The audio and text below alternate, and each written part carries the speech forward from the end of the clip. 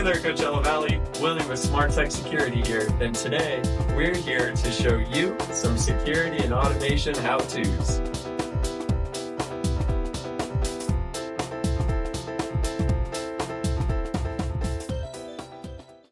Hey Coachella Valley, Willie with Smart Tech Security here, and today we have episode 3 of Tuesday Tech Tips. Now we have been blowing through it with some longer videos, I understand I've been hearing. So today I'm going to wrap it up with all of the settings on our edge panel, and then in the future we plan on doing some 30-second quick clips of everything that we've done in the past videos. But yeah, we appreciate you guys still listening in, and hope you enjoy this video. Alright, so as you can see here, we're back at our beautiful 7-inch touchscreen panel. I'm going to go ahead and wake it up.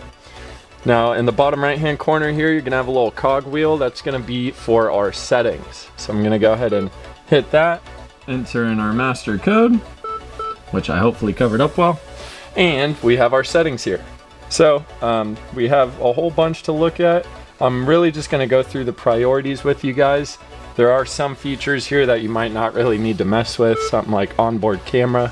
You can enable or disable, something like that, but I really just want to touch base on all of the most commonly used settings here. So to start, we have our screen. If we tap on that, we have the ability to adjust our screen brightness, our screen timeout, which is where we get our fancy pictures. So I have it set to 30 seconds. And then screensaver. We have my photos here, demo mode. Let's have it on my photos. If we hit this arrow here, this will actually give us a little more to play with, as well as the ability to replace photos. So if I tap on replace photos, you'll see we'll insert a USB drive into the top of the panel. You just gotta make sure whatever file or folder you use on that USB is titled slideshow. That's pretty cool because it'll actually make your panel more of a on-wall screensaver with family memories or something like that. Really get it personalized for you. That's about it. If we go back out of here, we have our screensaver active times. So this will be the times that we have it set.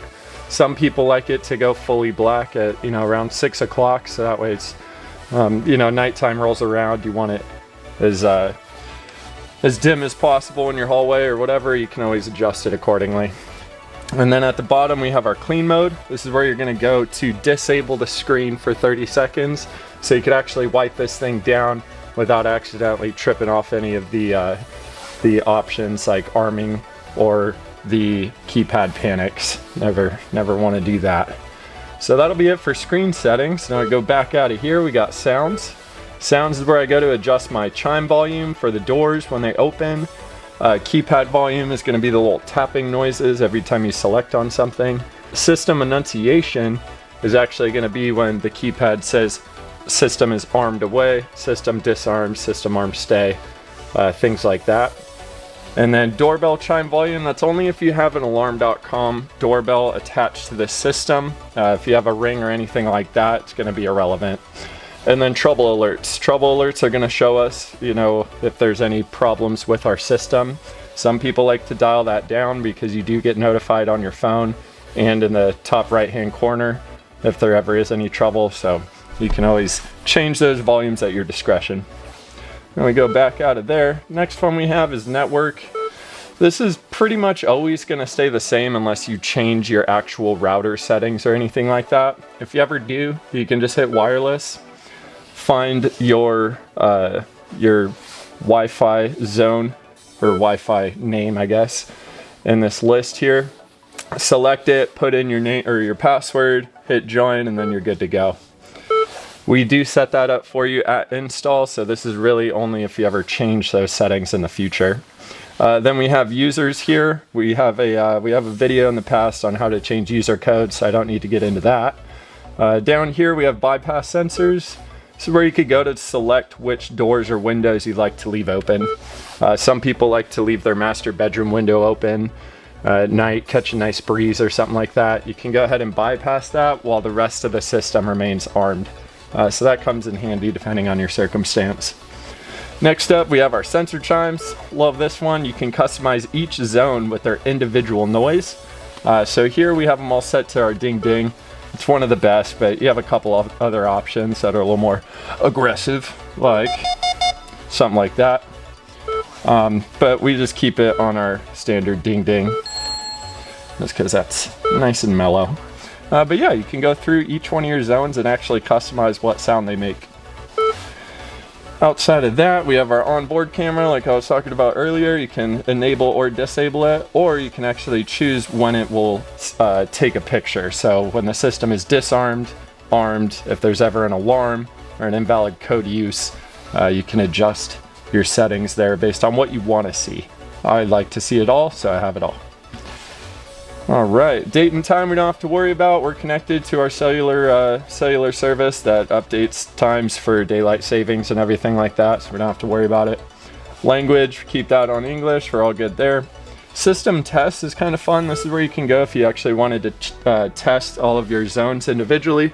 Make sure they're up and running on your own. Panel test, that's going to be to test out your siren, your LEDs, all that fun stuff.